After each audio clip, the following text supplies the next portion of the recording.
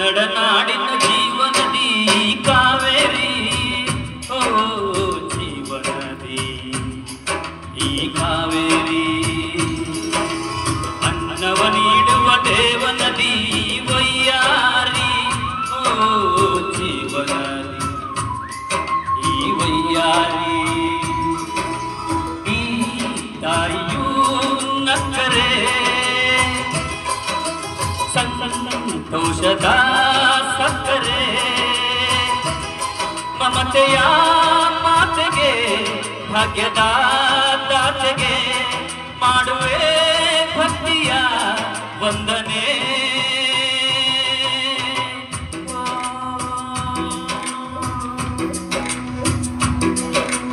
ಕನ್ನಡ ನಾಡಿನ ಜೀವನದಿ ಕಾವೇರಿ, ಓ ಜೀವನದಿ ಈ ಕಾವೇರಿ.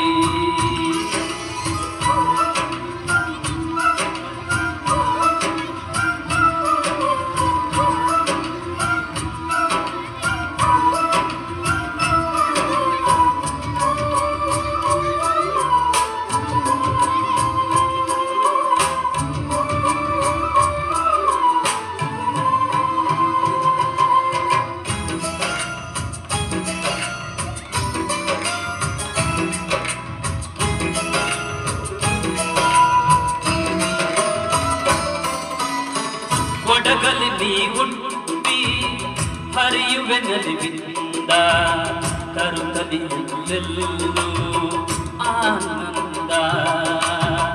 ಹಸಿರಿನ ಬೆಳೆ ತಂದು ಕುಡಿಯುವ ಜಲ ತಂದು ಚೆಲ್ಲುವೆ ನಗೆಯೆಂಬ ಶ್ರೀಗಂಧ. ಧುಮುಕುತ್ತ ವೇಗದ ಜಲಪಾತದಲ್ಲಿ ವಿದ್ಯುತ್ ನೀಡುವೆ, ಬಯಲಲ್ಲಿ ಕಾಡಲ್ಲಿ ಕಲ್ಲ ಕಲ್ಲ ಹರಿಯುತ್ತ ನಾಟ್ಯವ ಮಾಡುವೆ. ಮಂದಗಾಮಿನಿ ಶಾಂತಿ ವಾಹಿನಿ ಚಿರನೂತನ ಚೇತನ ಧಾತೆಯು ನೀನೆ ದಕ್ಷಿಣ ಮಂದಾಕಿನಿ. ಕನ್ನಡ ನಾಡಿನ ಜೀವನದಿ ಕಾವೇರಿ, ಓ ಜೀವನದಿ ಈ ಕಾವೇರಿ.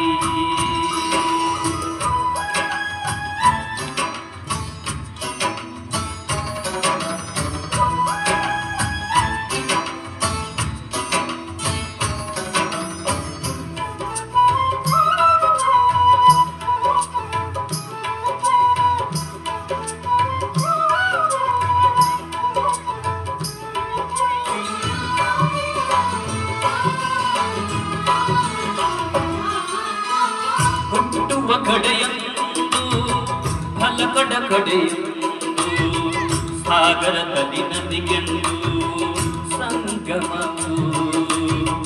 ತವರಿನ ಮನೆಯೊಂದು ಗಂಡನ ಮನೆಯೊಂದು, ಹೆಣ್ಣಿಗೆ ಇದೆಯೆಂದು ಜೀವನವು. ತಂದೆಯು ತಾಯಿಯು ಅಣ್ಣನು ತಂಗಿಯು ಎಲ್ಲ ದೂರವು. ಹೊಸ ಮನೆ ಹೊಸ ಜನ ಹೊಸ ಹೊಸ ಬಂಧು ಅಲ್ಲೇ ಸಂತೋಷವು.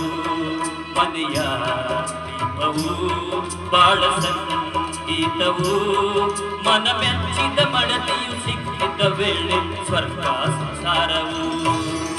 ಕನ್ನಡ ನಾಡಿನ ಜೀವನದಿ ಕಾವೇರಿ, ಓ ಜೀವನದಿ ಈ ಕಾವೇರಿ.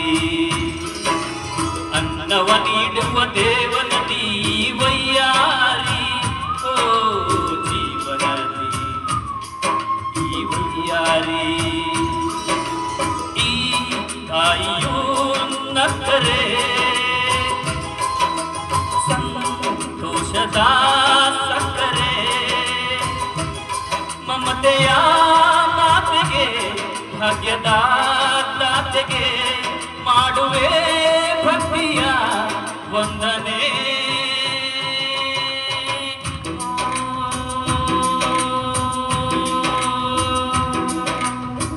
बहुत बहुत शुक्रिया।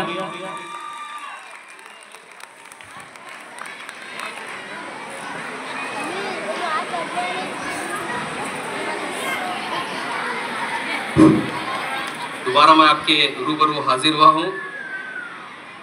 अभी जस्ट आपने सुना public demand on a public demand के जिस तरीके से 2 या 3 साल पहले सूरज फंक्शन हॉल में हमारे कन्नड़ा टीचर नौशाद वड़गिरी सर, जो एक मल्टी टैलेंटेड है, जिनकी आवाज़ में सुरों का संगम है, मैं एक शेर उन्हें डेडिकेट करना चाहूँगा।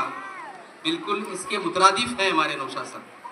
जैसे कि किसी शायर ने क्या खूब कहा है, साहिल पे खड़ा न देख यूं खाली सदफ को, साहिल पे खड़ा न देख यूं खाली सदफ को, मोती की तमन्ना है तो दरिया में उतर जा।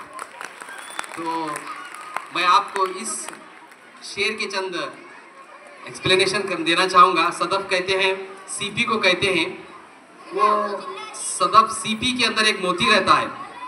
जैसा साहिल कहते हैं समंदर या किसी दरिया के किनारे को, उस दरिया के किनारे पर खड़े होकर हमें मोती चाहिए बोल के अगर इंसान सिर्फ आस में लगा रहे तो उसे मोती नहीं मिलता। उसे मोती हासिल करने के लिए उस समंदर या उस दरिया में गोता लगाना पड़ता है, डूबना पड़ता है।